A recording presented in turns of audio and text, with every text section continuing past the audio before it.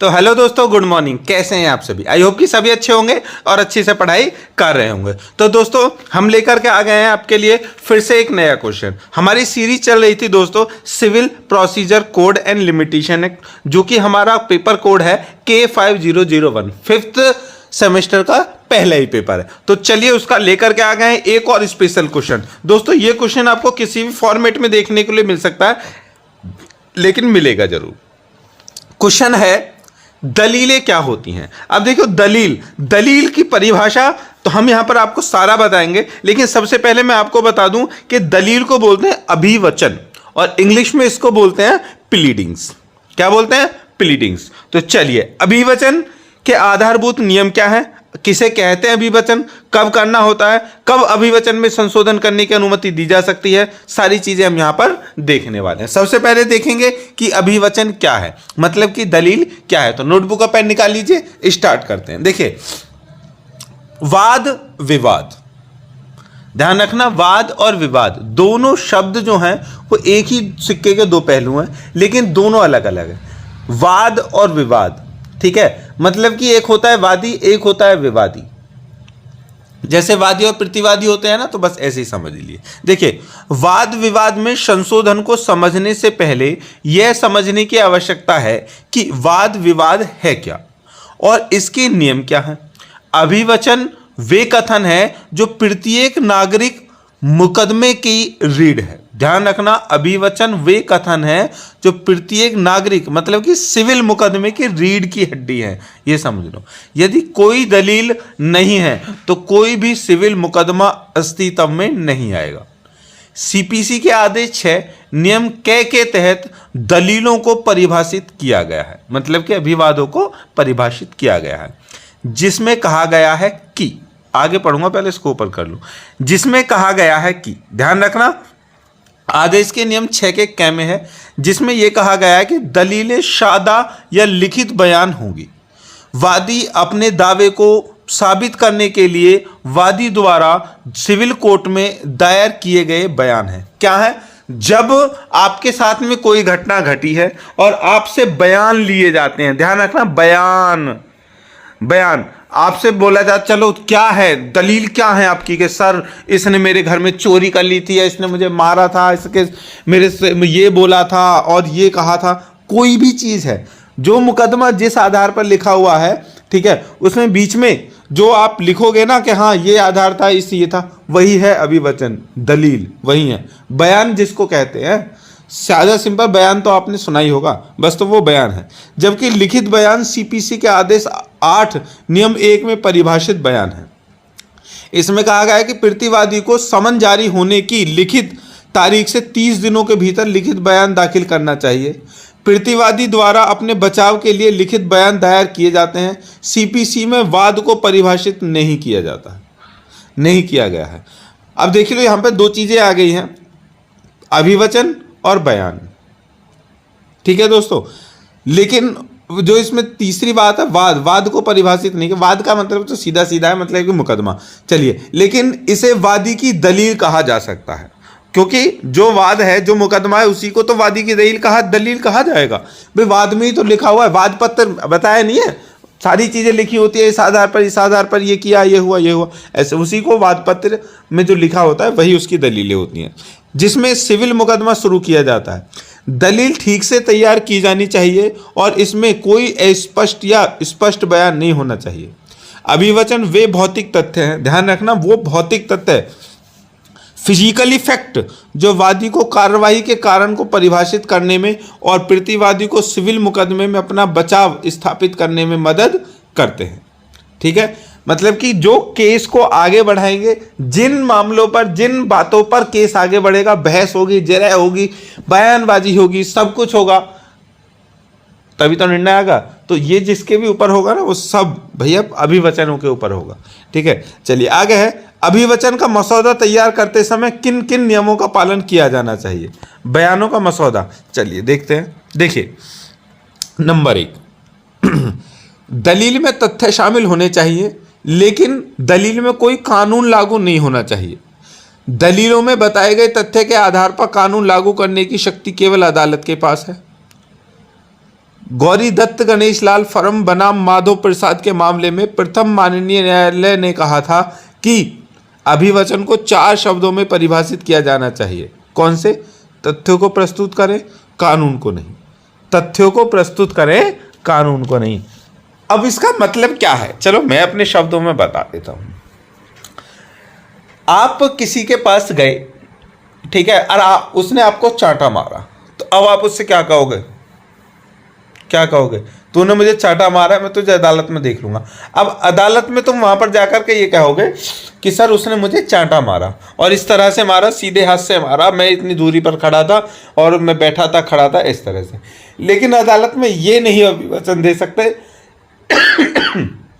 कि suppose that कि किसी ने आपके सर पे डंडा मारा, तो अब आप वहां पे ये नहीं कह सकते सर इसने मेरे सर पे डंडा मारा है।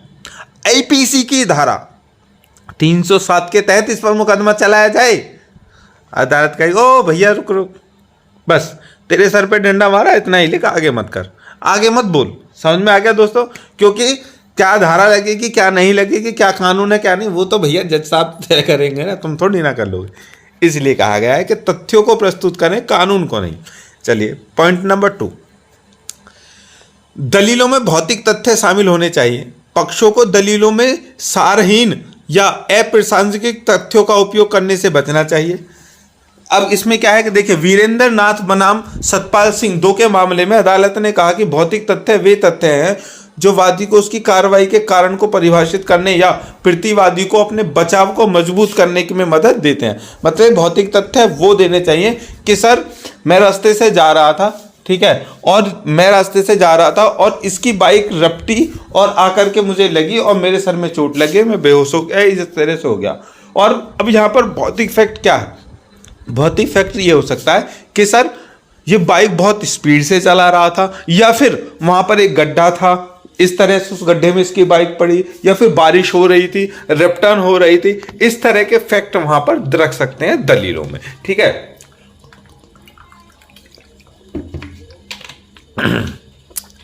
तो आगे है तीसरा कि पक्षकारों को अभिवचनों में वे साक्ष्य नहीं देने चाहिए जिनसे तथ्य सिद्ध होते हों।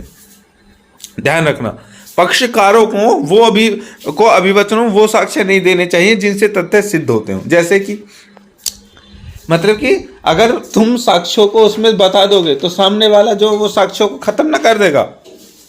चलिए आगे है कि दलीलों में संक्षिप्त रूप में भौतिक तथ्य शामिल होने चाहिए। वाद पत्र का मसौदा तैयार करते समय पार्टियों के अप्रासंगिक या सारहीन बयानों का उपयोग करने से बचना चाहिए। मतलब कि जो ऐसे अप्रासंगिक मतलब हो भी सकते हैं, नहीं भी हो सकते, ऐसे आलतू फालतू चीजों से बचना चाहिए।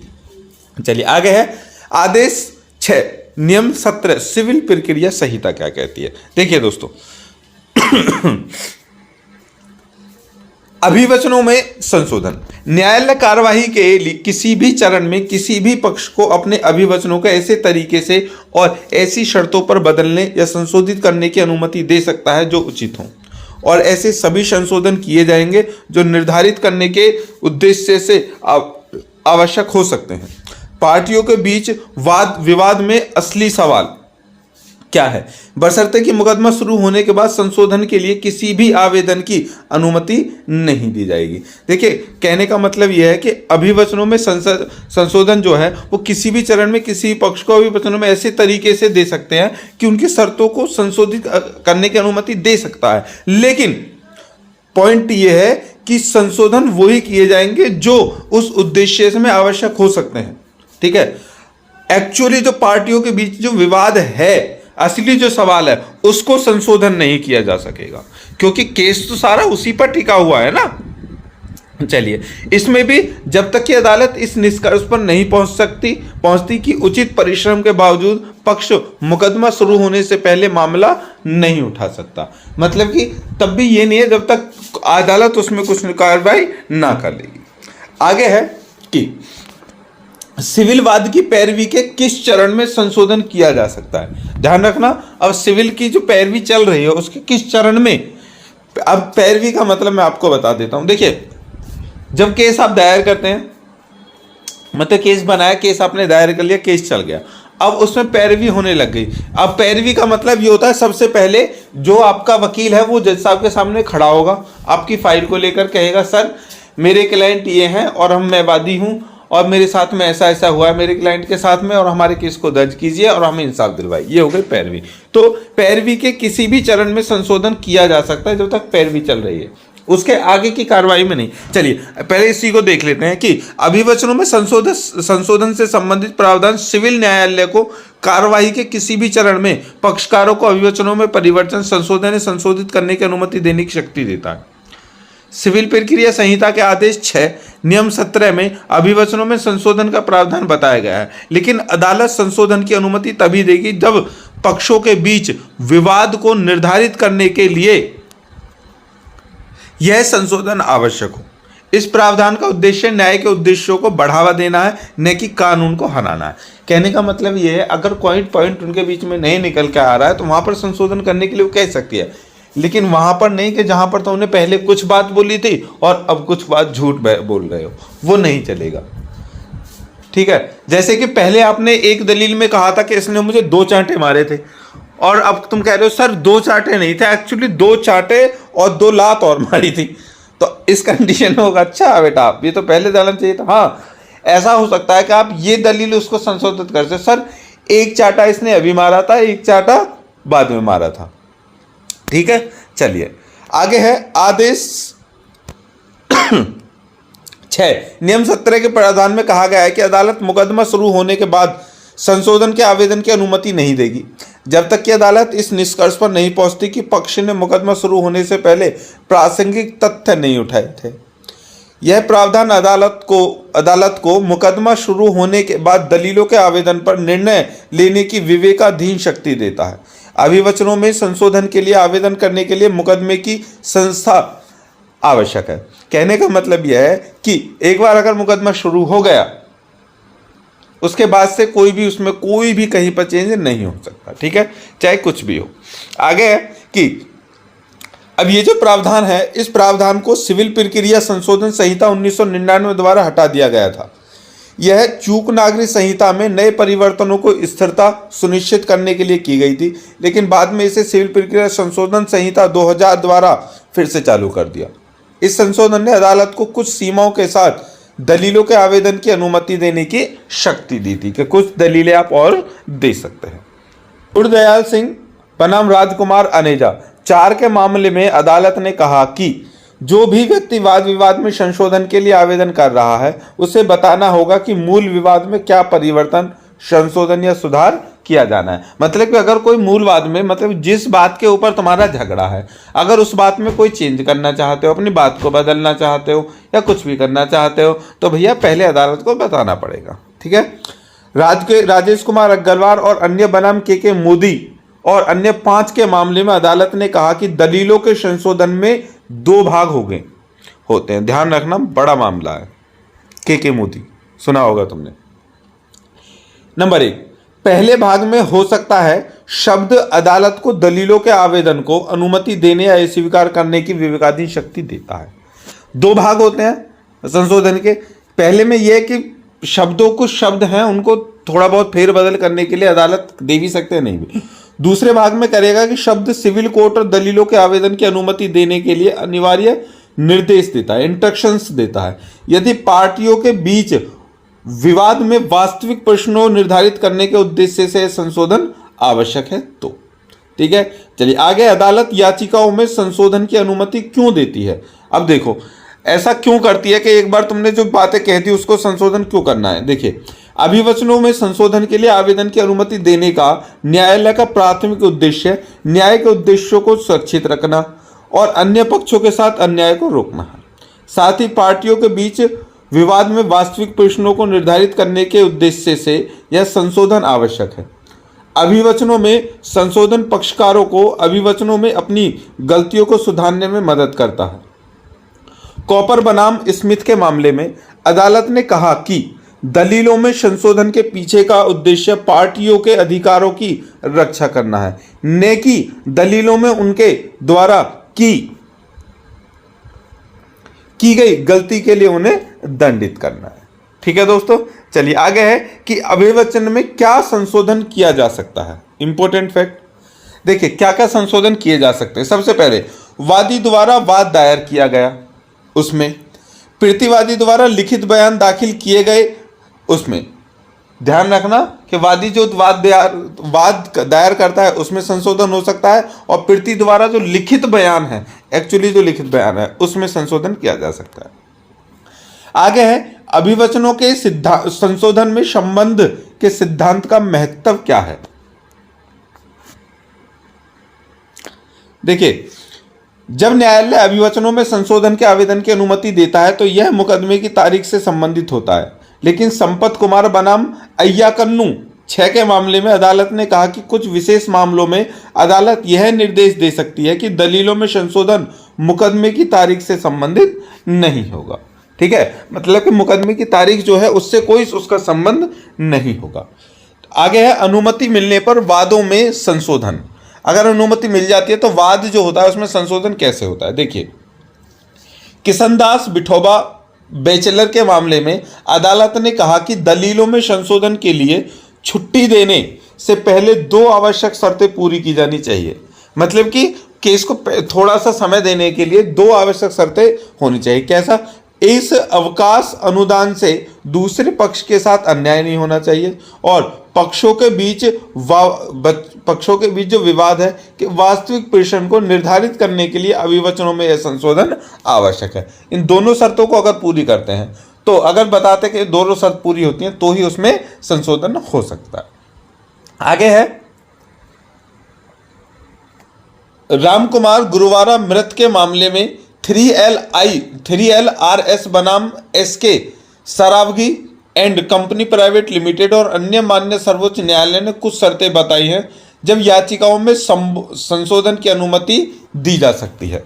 देखिए, याचिकाओं में अनुमति की संशोधन की अनुमति कब दी जा सकती है। सबसे पहला, अपील में संशोधन हेतु आवेदन की अनुमति देने से मामले की प्रकृति कब बदलेगी, अगर ऐसा है कि उसकी प्रकृति कब बदलेगी। दूसरा, जब किसी संशोधन के आवेदन की अनुमति देकर कार्रवाई का एक नया कारण उत्पन्न होता है तो। उसके बाद, जब अभिवचनों का संशोधन परिसीमा के नियम को विफल कर देता है या फिर अन्य बिंदु जिन पर अभिवचनों में संशोधन स्वीकृत किया जाता है। मतलब कि जब अभिवचन में जो संशोधन जो चेंज हो रहे हैं, पहले उसने कहा था कि मतलब कि अब दूसरा वाला ये था कि सर वो 10 किलोमीटर दूर था और मैं निकला था 10 बजे और वहां पहुंच गया था 10:20 पर।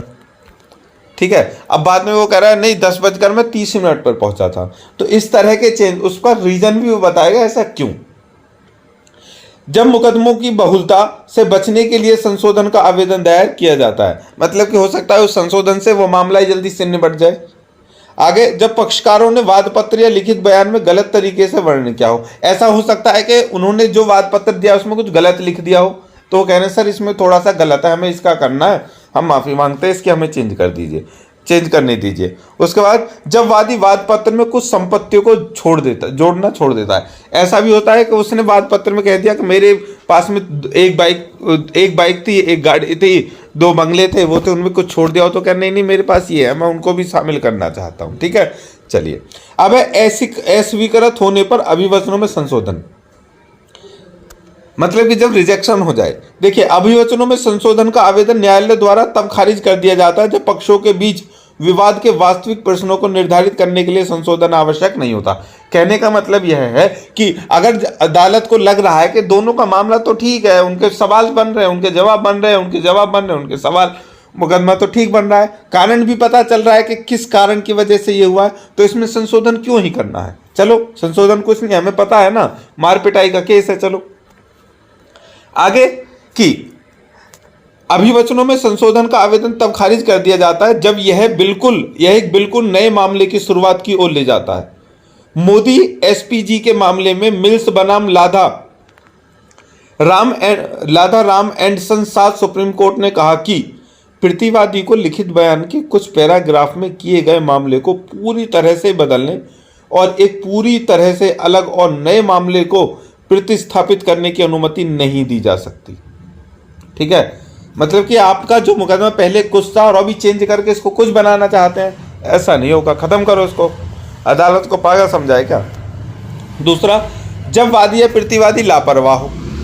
चौथा, जब प्रस्तावित परिवर्तन या संशोधन अन्यायपूर्ण हो। पांचवा, अभिवचन में संशोधन के लिए अभिवचन तब स्वीकार कर दिया जाता है जब यह कानूनी अधिकारों का उल्लंघन करता है या दूसरे पक्ष के साथ अन्याय करता है। ठीक है दोस्तों, चलिए छठा पॉइंट, जब मामले में अनावश्यक जटिलताएं पैदा हो जाती हैं तो संशोधन की अनुमति देने से इनकार कर दिया जाता है। जब पार्टियों द्वारा मुकदमा दायर करने में अत्यधिक देरी की गई हो तो संशोधन की अनुमति भी खत्म कर दी जाती है। आठवां पॉइंट, जब विवादों की प्रकृति बदल दी जाती है तो संशोधन का आवेदन अस्वीकार कर दिया जाता है। आगे, यदि दुर्भाग्यपूर्ण इरादे से किया गया हो तो अदालत दलीलों में संशोधन के आवेदन को मंजूरी नहीं देगी। मतलब कि दुर्भावनापूर्ण, दुर्भाग्यपूर्ण, दुर्भावनापूर्ण मतलब किसी को जानबूझ करके गलत ठहराना, क्षति पहुंचाना के मामले से अगर ऐसा किया गया तो भी उसको मना कर देगी। 10वां, जहां पार्टियों को अभिवचनों में संशोधन करने के लिए आवेदन करने के लिए कई अवसर दिए जाते हैं लेकिन ये आवेदन करने में असफल रहते हैं। तो मतलब चलो कर लो, फिर भी उसने नहीं किया। फिर उसने कहा सर करवा दो संशोधन। अरे पहले तो तुमसे कहा था सर एक मौका और, फिर मौके दिए जाते हैं, नहीं करते तो उस पर उनको गंवा दिया जाता है। आगे है, अभिवचनों में संशोधन के लिए आवेदन दाखिल करने के चरण दर चरण प्रक्रिया। यहां पर देखते हैं हम प्रोसीजर। अभिवचन में संशोधन करने की प्रोसीजर क्या है? देखिए, सबसे पहले स्टेप 1, सबसे पहले वादी या प्रतिवादी जो अपनी दलीलों में संशोधन करना चाहता है वो संबंधित सिविल न्यायालय में दलीलों में संशोधन के लिए एक आवेदन पत्र लिखता है। दूसरा, आवेदन पत्र का मसौदा तैयार करने के बाद आवेदक को संबंधित सिविल जज के समक्ष आवेदन प्रस्तुत करना होगा। तीसरा चरण, उसे कोर्ट फीस अधिनियम 1870 के तहत आवश्यक कोर्ट फीस का भुगतान करना होगा। चौथा चरण, आवेदक को अपने आवेदन में बदलाव का उद्देश्य भी बताना होगा। चरण 5, न्यायाधीश आवेदन को पढ़ेगा और यदि वह उचित समझता है कि पार्टियों के बीच विवाद में वास्तविक प्रश्नों को निर्धारित करने के उद्देश्य से यह परिवर्तन या संशोधन आवश्यक है तो दलील के लिए संशोधन की अनुमति दे देगा। उसके बाद अदालत में आदेश प्राप्त होने के बाद आवेदक को निर्धारित समय के भीतर नई याचिका दायर करनी होगी और यदि अदालत द्वारा कोई समय निर्धारित नहीं किया गया है तो उसे आदेश की तारीख 14 दिन के भीतर इसे दाखिल करना होगा। उसके बाद उसे विपरीत पक्ष को परिवर्तन दलीलों की एक प्रति भी देनी होगी। यदि मुकदमा परिसीमा अधिनियम द्वारा वर्जित है तो क्या अभिवचनों में संशोधन किया जा सकता है? इंपॉर्टेंट फैक्ट है कि मुकदमा जो परिसीमा उसकी है उस अधिनियम द्वारा है ही नहीं तो अभिवचनों में संशोधन किया जा सकता है। चलिए देखते हैं एग्जाम्पल के माध्यम से। LJ Leach and company limited बनाम जॉर्डिन स्किनर एंड कंपनी 8 के मामले में सुप्रीम कोर्ट ने कहा कि अदालत अभिवचनों में संशोधन के आवेदन को अस्वीकार कर सकती है यदि यह परिसीमा अधिनियम द्वारा वर्जित है तो, लेकिन न्यायालय के पास न्याय सुनिश्चित करने के लिए इस आवेदन को अनुमति देने के विवेकाधीन शक्ति है।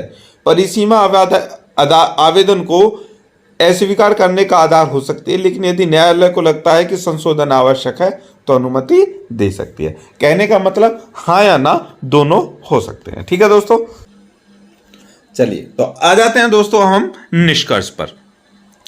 तो निष्कर्ष है कि दलीलें हर मुकदमे की रीड होती है। दलीलें सादे या लिखित बयान के रूप में हो सकती हैं।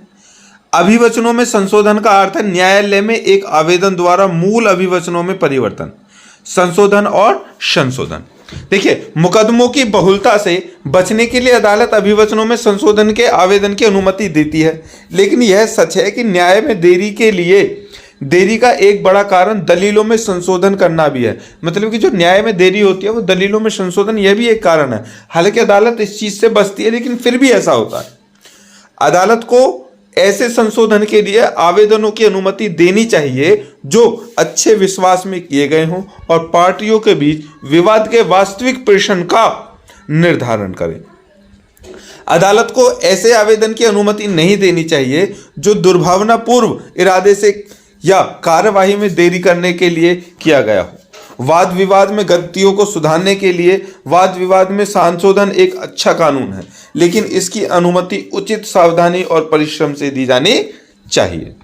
तो दोस्तों ये था हमारा क्वेश्चन, ठीक है। दलील और जो हमारे संशोधन है उनमें कब पेश कर सकते हैं, कब क्या कर सकते हैं, सारा क्वेश्चन हमने आपको यहाँ पर एक्सप्लेन कर दिया। आई होप कि क्वेश्चन आपको समझ में आ गया होगा। अगर नहीं आता है, कुछ कंडीशन रह जाती, तो क्वेश्चन को एक बार आप फिर से देखें और उसके बाद कमेंट हमें कर सकते हैं। आपके पास ये भी ऑप्शन है। हमारे साथ आप व्हाट्सएप से जुड़ सकते हैं। डिस्क्रिप्शन में ग्रुप का हमने लिंक दे रखा है, आप वहां भी हमसे सामने से बिल्कुल सीधा आप बात कर सकते हैं, अपनी समस्याओं को बता सकते हैं। हम आपके साथ में हर समय बिल्कुल एक गाइड की तरह तैयार है, ठीक है दोस्तों। तो हम इस क्वेश्चन को करेंगे यहीं समाप्त, मिलेंगे नेक्स्ट क्वेश्चन के साथ में। तब तक के लिए आपसे चाहेंगे विदा, बस इतना ही कहेंगे, keep supporting us. Thank you.